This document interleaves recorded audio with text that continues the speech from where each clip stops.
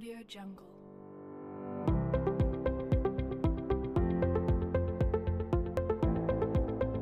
Sebelum masuk ke materi pembahasan, kami dari kelompok 4 terdiri dari Rudi Haryanto, Yoga Ilham, Rahman Nur Hakim, Raden Muhammad Harits, Siti Nur Aslamiah, Rindi Dewiyanti, dan Keke Aprilianti.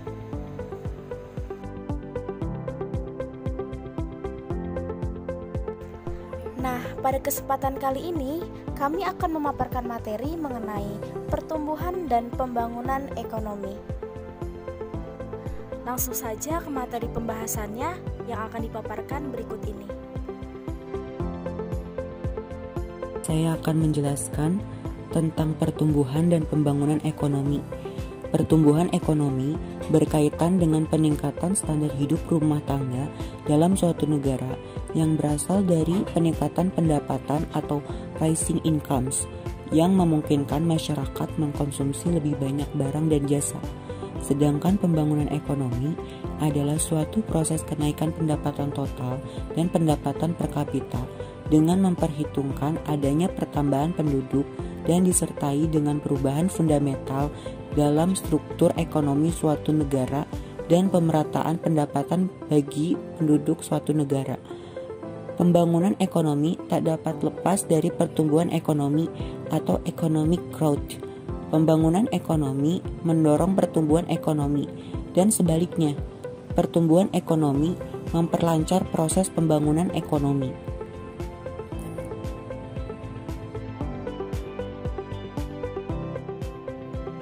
Perbedaan antara pertumbuhan dan pembangunan ekonomi.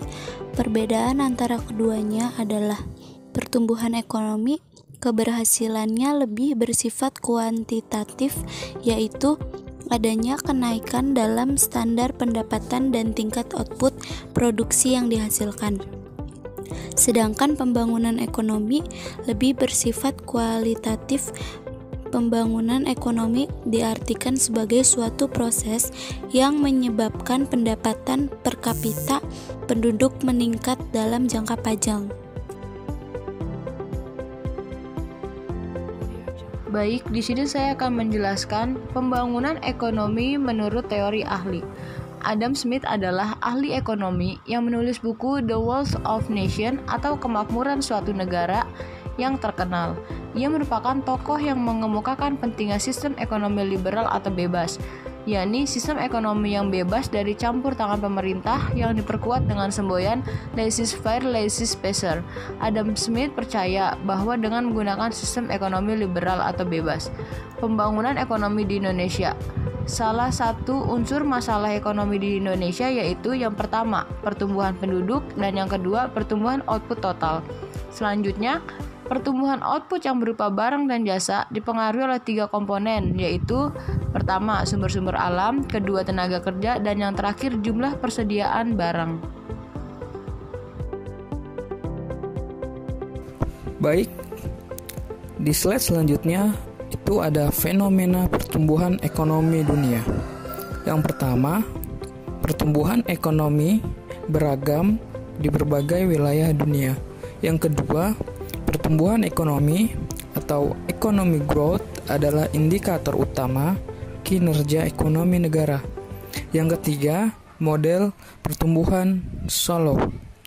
Hal ini menunjukkan hubungan antara kapital, labor, dan teknologi dalam mempengaruhi output nasional dan pertumbuhan ekonomi. Audio Jungle. Model pertumbuhan Solow dikembangkan oleh ekonom Robert Solow pada kurun waktu 1950 sampai dengan 1960. Dijelaskan dalam tulisannya yang berjudul A Contribution to the Theory of Economic Growth dalam Quarterly Journal of Economy Februari 1956. Ketiga, pada tahun 1987, Solow mendapatkan The Nobel Prize dalam ekonomi atas kontribusinya pada kajian pertumbuhan ekonomi. Model pertumbuhan Solow didesain untuk menunjukkan bagaimana pertumbuhan pada akumulasi kapital, pertumbuhan tenaga kerja, dan perkembangan teknologi berinteraksi dalam ekonomi dan mempengaruhi total output barang dan jasa nasional. Selanjutnya ada pertumbuhan populasi.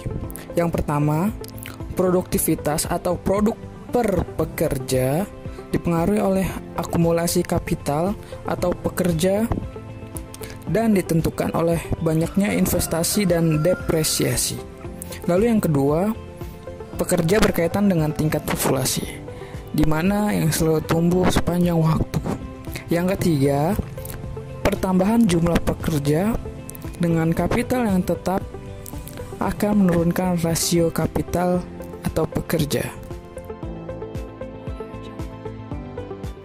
Selanjutnya mengenai pertumbuhan populasi. Pertumbuhan populasi memengaruhi model Solow dalam hal yang pertama, pertumbuhan populasi menyebabkan pertumbuhan ekonomi atau dalam output produksi secara berkelanjutan. Yang kedua, pertumbuhan dan jumlah populasi yang tinggi berpotensi menyebabkan rendahnya GDP per kapita. Dan yang ketiga, pertumbuhan populasi menentukan tingkat maksimalisasi konsumsi atau kesejahteraan karena pada kondisi golden rules atau maksimalisasi konsumsi sama dengan tambahan produk dari kapital atau MPK sama dengan tingkat depresiasi ditambah pertumbuhan populasi. Lalu yang pertama ada model Solow, yaitu menempatkan perkembangan teknologi sebagai variabel eksogen dalam pertumbuhan ekonomi nasional dan pertumbuhan pendapatan per kapita.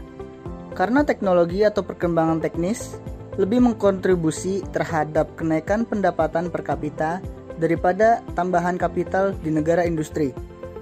Yang kedua, itu adalah teknologi mempengaruhi efisiensi tenaga kerja, efisiensi kapital, meningkatkan produktivitas, dan menurunkan biaya. Yang ketiga itu, teori modern terkini mencoba memasukkan tingkat teknologi ke dalam variabel endogen pertumbuhan yang meningkatkan berbagai pengembangan dan riset untuk pengelolaan dan menciptakan pengetahuan.